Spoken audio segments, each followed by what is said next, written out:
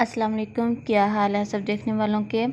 अल्लाह ताला आप सबको अपने घरों में खुश आबाद रखे, आमीन सुम्मा आमीन। आज की हमारी रेसिपी है आलू गोश्त।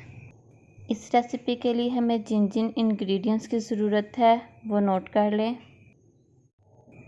हाफ़ kg बीफ, 3 से 4 दरमियाने साइज़ के आलू, 1 अदद टमाटर बारीक कटा हुआ, 2 अदद हरी मिर्चें, हाफ़ कटोरी कुकिंग ऑयल, 1 गिलास पानी, लहसुन अदरक, 2 दरमियाने साइज़ की प्याज, 1 चम्मच नमक, 2 चम्मच सुरख मिर्चें और आधी चम्मच हल्दी। गोश्त हड्डी वाला लिया है ताकि यखनी अच्छे से बन जाए। सबसे पहले प्रेशर में गोश्त डालेंगे, साथ ही साथ इसमें टमाटर, प्याज,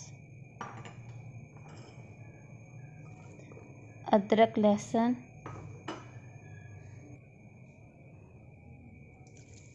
और 1 गिलास पानी डालकर मैक्सिमम 10 मिनट का प्रेशर देंगे।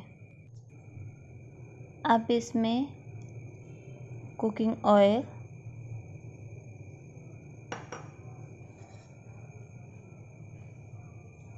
नमक, मिर्च और हल्दी ऐड करेंगे। नमक, मिर्च और हल्दी अपने टेस्ट के अकॉर्डिंग कम या ज़्यादा कर सकते हैं। अब इसकी अच्छे से भुनाई करेंगे।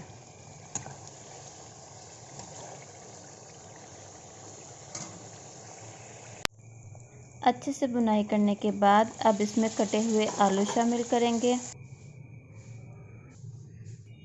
अब इसमें थोड़ा सा पानी ऐड करके इसको लो फ्लेम पे कुक होने के लिए रख देंगे।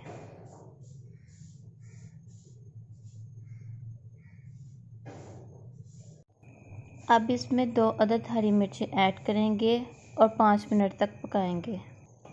आलू अच्छे से गल चुके हैं। अब इसमें हरा धनिया डालेंगे। हरा धनिया डालने के बाद इसको अच्छे से मिक्स करेंगे।